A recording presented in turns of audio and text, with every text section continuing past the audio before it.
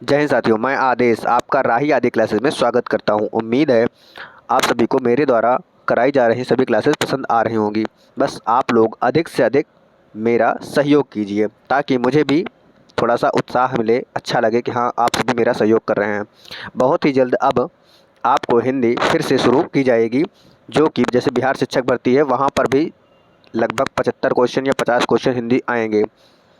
अभी तो लग रहा है 75 क्वेश्चन बताया जा रहा है, तो 75 क्वेश्चन हिंदी वहाँ से हो जाएगा। यूपीएसआई में हिंदी पूछी जाती है, वहाँ भी यूपी टेट में हिंदी पूछा जाता है, वहाँ भी।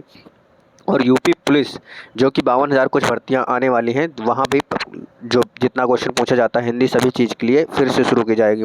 अब हम चलते हैं, अपनी क्लास को देर ना करते हुए इस क्लास को शुरू करते हैं। हमारा पहला क्वेश्चन दिया गया है कि क्या है कि कांसे के बारे में सही कथन चुनना है।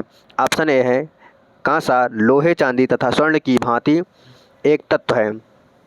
नहीं, लोहे और चांदी और सोने की भांति नहीं होता है। ऑप्शन बी देखते हैं क्या कह रहा है कि कांसे को तांबा तथा टिन से पिघलाकर तैयार किया जाता है। हाँ, कांसे को तांबा तथा टिन से तैयार किया जाता है। सी क्या कह रहा है, कांसा अत्यंत मजबूत होता है और इससे तोप या मूर्तियाँ बनाई जाती हैं। बिल्कुल, मूर्ति बनाई जाती है। ऑप्शन डी क्या कह रहा है, कांसे के बर्तन एल्युमिनियम के बर्तनों से अधिक हल्के और मजबूत होते हैं। मजबूत तो होते हैं पर हल्के नहीं होते हैं। तो क्या है कि जिस ऑप्शन में हमें बी और सी मिलेगा वही ऑप्शन सही हो जाएगा। तो हमारा बी ऑप्शन क्या है कि बी और सी, बी ऑप्शन में बी और सी दिया गया है, इसलिए हमारा इस क्वेश्चन का आंसर बी ऑप्शन सही हो जाएगा। अगला क्वेश्चन है, अगला क्वेश्चन क्या है कि गांधी धाम गुजरात का रहने वाला, यानी गांधी धाम गुजरात का रहने वाला एक व्यक्ति है। कोई व्यक्ति पहले भोपाल यानी मध्य प्रदेश जाता है, फिर हैदराबाद यानी आंध्र प्रदेश जाना चाहता है। उसे सफ़र यानी यात्रा किस दिशा में चलनी होगी। तो हम थोड़ा सा मैप बना लेते हैं। ये है हमारा इंडिया का निचला हिस्सा। क्यों? क्योंकि हमें गुजरात जाना है और गुजरात से भोपाल जाना है, भोपाल से आंध्र प्रदेश जाना है। गुजरात का एरिया हमारा ये हो गया गुजरात, ये हमारा हो गया गुजरात। गुजरात से वो पहले जाता है भोपाल, यानी भोपाल यहाँ पर है तो भोपाल गया। फिर उसके बाद जाना जाता है कहाँ, आंध्र प्रदेश। आंध्र प्रदेश दक्षिण में है तो दक्षिण में आ गया ये आंध्र प्रदेश में। तो उसने पूछा क्या गया है क्वेश्चन में कि पहले दक्षिण दिशा में और फिर पूर्व दिशा में। नहीं, जिस ऑप्शन में हमें मिलेगा कहाँ, पहले कहाँ किधर जाता है, पहले वह पूर्व जाता है। पहले पूर्व जाता है, उसके बाद वह दक्षिण दिशा की ओर जाता है। देखिए, पहले पूर्व दिशा में गया, उसके बाद दक्षिण दिशा में आता है। तो जिस ऑप्शन में हमें क्या कि पहले पूर्व और फिर दक्षिण मिलेगा वही ऑप्शन सही है। हम देखते हैं बी ऑप्शन में क्या है कि पहले पूर्व की दिशा की ओर गया फिर दक्षिण दिशा की। तो हमारा इस क्वेश्चन का जो आंसर होगा वह सही होगा, बी ऑप्शन सही हो जाएगा। हम चलते हैं अगले क्वेश्चन की तरफ। अगला क्वेश्चन क्या है कि प्राथमिक स्तर पर पर्यावरण अध्ययन में संरचनात्मक आकलन डैश को शामिल नहीं करता। क्या पूछा है कि शामिल नहीं करता है, पूछा गया है। क्या है कि शिक्षार्थी की ग्रेडिंग और रैंकिंग, तो प्राथमिक स्तर है तो यहाँ पर ग्रेडिंग और रैंकिंग नहीं होती है। तो निगेटिव का आंसर निगेटिव, यानी इस क्वेश्चन का हमारा जो आंसर हो जाएगा वो हमें प्राप्त हो गया पहले ही ऑप्शन में, यानी ए ऑप्शन इस क्वेश्चन का राइट आंसर हो जाएगा। लेकिन फिर भी हम सभी चारों ऑप्शन पढ़ लेते हैं। क्यों? शिक्षार्थियों के अधिगम रिक्तियों को पहचान करना। बिल्कुल, हम कोई भी शिक्षार्थी होगा उसके अधिगम रिक्तियों को, जहाँ पर कमियाँ होंगी उसको पहचानेंगे। शिक्षण में कमियों की पहचान, जब बच्चा सीखता है तो उसकी शिक्षण पद्धति में, शिक्षण काल में हम उसकी पहचान करेंगे और पहचान करने के बाद ही उस बच्चे को कुछ सिखाएंगे अलग अलग तरीके से। यानी हम कई तरीके से बताने की कोशिश करेंगे, कई तरीके से पढ़ाने की कोशिश करेंगे ताकि बच्चा सीखे, पढ़े। शिक्षार्थियों को सीखने को बढ़ाना, हाँ, शिक्षार्थियों को हम इतना प्रेरित करें कि उनकी इच्छा हो सीखने की। तो हमारा इस क्वेश्चन में शामिल नहीं है पूछा गया, तो इसलिए हमारा ए ऑप्शन सही हो जाएगा। हमारा अगला क्वेश्चन है क्या है कि नीचे विकल्प दिए गए हैं, तो हमारा ये क्वेश्चन का ऑप्शन दिए हैं लेकिन जो क्वेश्चन पूछा गया है वो हमारा अगले पेज पर है। अगले पेज पर हम पहले देख लेते हैं क्वेश्चन क्या पूछा जाता है कि कौन से निम्नलिखित में वह विकल्प कौन सा है जो जंगलों के गायब होने, यानी जंगल गायब होने के लिए कौन कौन से विकल्प जिम्मेदार हैं, हमें ये चीज़ हमें बताना है। तो ऑप्शन ए, खानों के उत्खनन यानी खुदाई करना, खानों की खुदाई करना, ये ऑप्शन भी सही है। और बांधों का निर्माण, यानी जंगल जब बांध का निर्माण करेंगे तो जंगल को काटना पड़ेगा। तो ये ऑप्शन भी हमारा सही है। बाज़ार में बेचने के लिए पत्तियां और जड़ी बूटी, नहीं ये ऑप्शन नहीं होगा जंगल गायब होने में। बांसों की टोकरी बुनना, ये ऑप्शन भी नहीं होगा। गिरे हुए पत्तों से पत्तल बनाना, यही होगा। यानी हमारा इस क्वेश्चन का आंसर सही जो होगा वह क्या होगा, ए ऑप्शन और बी। यानी देखेंगे हम जहाँ पर ए और बी होगा, यानी सी ऑप्शन में हमारा ए और बी ऑप्शन मिल रहे हैं, तो यानी इस क्वेश्चन का हमारा जो आंसर होगा वह सी ऑप्शन हो जाएगा। अगला क्वेश्चन क्या है कि माउंट एवरेस्ट एक भाग है, यानी माउंट एवरेस्ट आप सभी को पता है यह भाग है, यानी कहाँ पर है, म्यांमार, तिब्बत, भारत, नेपाल। हम सभी जानते हैं कि माउंट एवरेस्ट जो है वह नेपाल का एक भाग है, नेपाल के पास में है। इस क्वेश्चन का हमारा सी ऑप्शन सही है। हम चलते हैं अगले क्वेश्चन के। अगला क्वेश्चन क्या है, नीचे दिए गए कर्तव्यों उत्तरदायित्वों का अध्ययन कीजिए। यहाँ पर हमें ऑप्शन दिख रहे हैं, लेकिन क्वेश्चन में जो पूछा गया है, क्वेश्चन हमारा अगले पेज पे है, तो अगले पेज पे हम पहले देख लेते हैं क्वेश्चन में क्या पूछा गया है। क्वेश्चन क्या है, माउंटेनियरिंग में ग्रुप लीडर की जिम्मेदारी का उपयुक्त चुनाव करें। यानी जब हम माउंटेन यानी पर्वतों पर चढ़ते हैं तो वहाँ ग्रुप लीडर होता है, वहाँ सिखा, तो उस ग्रुप लीडर की जिम्मेदारी क्या क्या होती है हमें ये बताना है। तो हम चलते हैं, अब देखते हैं यहाँ, अन्य लोगों का सामान उठाने में मदद करना। हाँ, ग्रुप लीडर जैसे कोई लेडीज हो या कोई हो, व्यक्ति बीमार पड़ जाए तो उसका सामान ग्रुप लीडर उठा के चलेगा, यह ऑप्शन सही है। पूरे ग्रुप के आगे चलना, नहीं, तो बी हमारा गलत है, पूरे ग्रुप के आगे नहीं चलना होता है। जो चल ना पाए उसे रुकने के लिए कहना, यानी सी ऑप्शन भी हमारा गलत है। क्या है, साथी के बीमार होने पे उसका ध्यान रखना और सबके लिए खाने पीने का इंतजाम करना, डी भी सही है। रुकने और आराम करने के लिए अच्छी जगह को ढूंढना, यानी ई भी सही है। यानी जिस ऑप्शन में हमें ए, डी और ई मिलेगा हमारा वही आंसर हो जाएगा, ए, डी, ई। हमें ए ऑप्शन में ही ए, डी, ई मिल गया, तो इस क्वेश्चन का हमारा ए ऑप्शन सही हो जाएगा। अगला क्वेश्चन है कि उस वैज्ञानिक का नाम बताना है कि जिसने सर्वप्रथम मच्छर के पेट के अंदर ताक झांकी और यह सिद्ध किया कि मलेरिया मच्छर से फैलता है, यानी जो बीमारी मलेरिया होती है वह मच्छर से फैलती है। इस अनुसंधान के लिए उस वैज्ञानिक को 1902 में चिकित्सा के नोबेल पुरस्कार दिया गया। तो उस वैज्ञानिक का नाम क्या है हमें ये बताना है। Ronald Ross, Charles Darwin, Gregor Mendel, George Mistral. यानी इस क्वेश्चन का जो हमारा राइट आंसर होगा वो ए ऑप्शन सही होगा। रोनाल्ड रॉस थे जो मच्छर के अंदर ताक झांकी और मलेरिया का पता लगाया। इस क्वेश्चन का हमारा ए आंसर सही हो जाएगा। हमारा अगला क्वेश्चन क्या है कि रजत ने अपने मित्र से कहा मैं नहीं खेल सकता, यानी रजत बीमार है इस समय, और बीमार है तो क्या है कि बोल रहा है कि मुझे बुखार है तो कौन सा बुखार है, और इसमें उसके लक्षण दिए गए हैं कि कपकपी आती है उसे, बुखार है, सिर दर्द है और अंत में पसीना आने के चक्कर से गुजरता है। यानी लक्षण क्या दिया है, कपकपी है, बुखार है, सिर में दर्द है और उसे पसीना आता है। रक्त की जांच के बाद डॉक्टर ने एक उसे कड़वी दवाई दी है। तो रजत यानी बताना है किस रोग से पीड़ित है। मलेरिया है रजत को, कि मियादी बुखार है, अतिसार है, हैजा है। तो रजत को हम क्या है, इस लक्षणों से हमें पता चलता है कि रजत को मलेरिया हुआ है। इस क्वेश्चन का ऑप्शन हमारे ए सही हो जाएगा। हम चल देखते हैं अगला क्वेश्चन क्या है कि अलबरूनी क्या था। वह एक यात्री था जिसने भारत के लोगों की संस्कृति का अध्ययन किया और कश्मीर से कन्याकुमारी तक यात्रा की। नहीं, भारत की संस्कृति का अध्ययन तो किया पर कश्मीर से कन्याकुमारी ये नहीं है। फिर हम देखते हैं अगला क्या कह रहा है।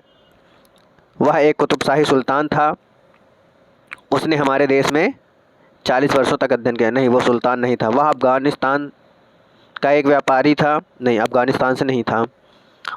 तो आगे क्या हुआ, उज़्बेकिस्तान का यात्री था, उसने एक किताब लिखी जो हमारे देश के इतिहास के बारे में जानने में सहायक है।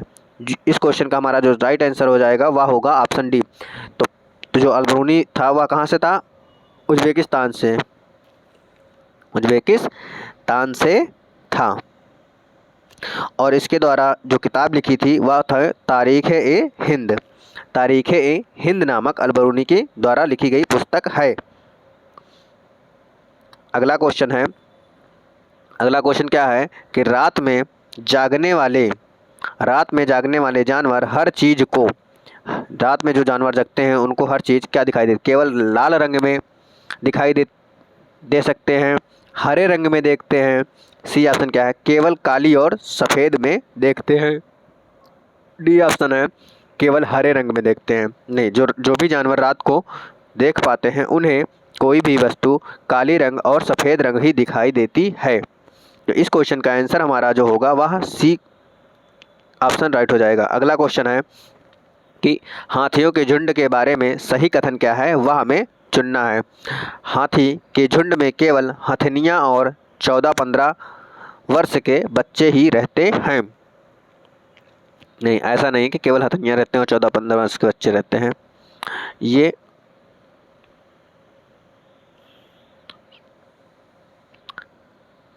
हाँ, ऑप्शन ए सही है कि उनका जो ग्रुप होगा वो 14-15 लोगों का ही ग्रुप होगा और हथनियाँ होती हैं। और फिर क्या है, हथनियों में एक झुंड में किसी एक ही परिवार के सदस्य होते हैं। एक झुंड में किसी एक ही परिवार के सदस्य होते हैं।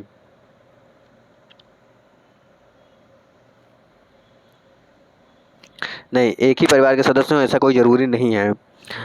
फिर क्या है अगला कि झुंड में सबसे बुजुर्ग हथनी पूरे झुंड का नेता होती है। हाँ, ये भी सही है कि जो सबसे बुजुर्ग हथनी होगी वह सबसे आगे चलेगी, वही उस झुंड का नेतृत्व करती है।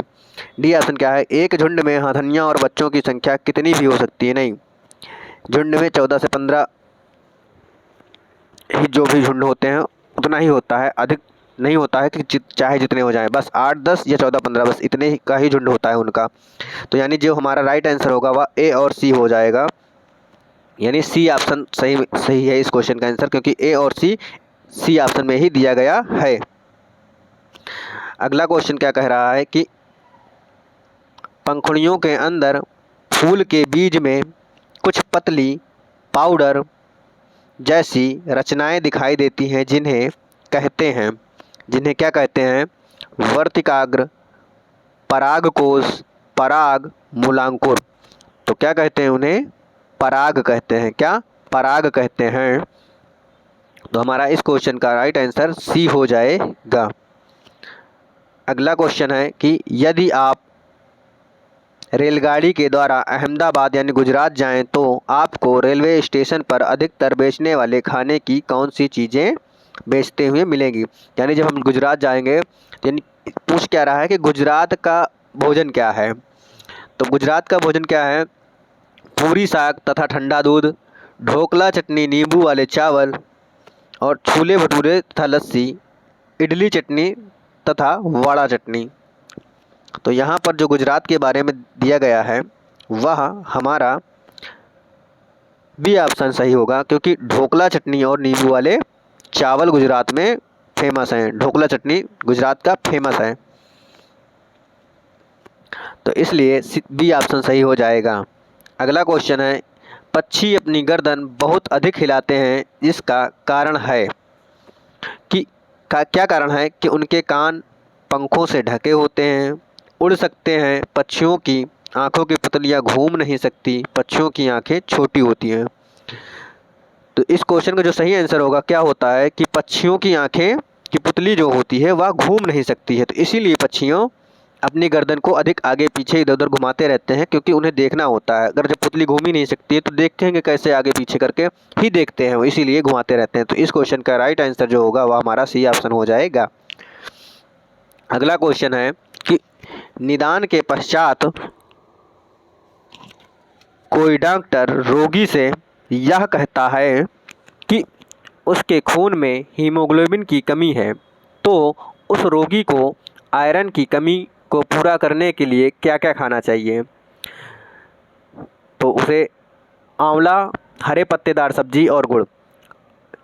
हाँ, हीमोग्लोबिन की कमी में आंवला, हरे पत्तेदार सब्जी और गुड़ खाया जाता है, आयरन की कमी भरपूर मात्रा में पाई जाती है। इसलिए आगे चावल दिया है, चावल में होती नहीं, चीनी में होती नहीं है। आगे संतरा दे दिया, गेहूं दे दिया है, इसलिए गलत है। मटर दे दिया है, नींबू दे दिया है, तो यहाँ पर नहीं होगा। तो हमारा ए ऑप्शन ही इस क्वेश्चन का राइट आंसर हो जाएगा। अगला क्वेश्चन क्या है, राष्ट्रीय पाठ्यचर्या की रूपरेखा 2005 प्राथमिक स्तर पर पर्यावरण अध्ययन शिक्षण का प्रमुख उद्देश्य होना चाहिए। क्या उद्देश्य होना चाहिए? स्वतंत्र रूप से प्रयोग करने की कुशलता अर्जित करना। प्राथमिक स्तर की बात हो रही है तो बी ऑप्शन क्या है? विषय की आधारभूत संकल्पनाओं की आधारभूत समझ का विकास, विषय के आधारभूत सिद्धांतों का स्मरण। क्या है? कक्षा कक्षी अधिगम को विद्यालय के बाहर के जीवन से जोड़ना चाहिए। तो हमारा इस क्वेश्चन का जो सबसे उपयुक्त आंसर हो जाएगा, उपयुक्त विकल्प चुनेंगे तो वह होगा ऑप्शन डी, क्योंकि प्राथमिक स्तर का बच्चा है, उसे हम पढ़ाएंगे और उसके जीवन को हम बाहरी चीज़ों से जब जोड़ कर बताएंगे तो वो अधिक सीखेगा और बाद में उसे काम भी देगा। अगला क्वेश्चन है, अगला क्वेश्चन क्या दिया गया है कि निम्नलिखित में से कौन सा प्राथमिक स्तर पर पर्यावरण अध्ययन की पाठ्यचर्या की आवश्यकता के अनुरूप नहीं है? क्या है? नहीं है पूछा गया है, अनुरूप नहीं है। इस नहीं है को हम ध्यान देंगे। ऑप्शन ए है कि उसे शिक्षार्थियों के मानसिक स्तर के अनुकूल होना चाहिए, यानी पाठ्य पुस्तक या पाठ्यचर्या जो भी हो वो बच्चों के मानसिक स्तर के अनुरूप होना चाहिए। ये तो बिल्कुल सही है। फिर क्या है कि उसे काम की दुनिया में प्रवेश करने के लिए शिक्षार्थियों को ज्ञान एवं कौशल से लैस होना चाहिए। नहीं, जब बच्चा छोटा है तो उसे काम की दुनिया से मतलब ही नहीं होना चाहिए।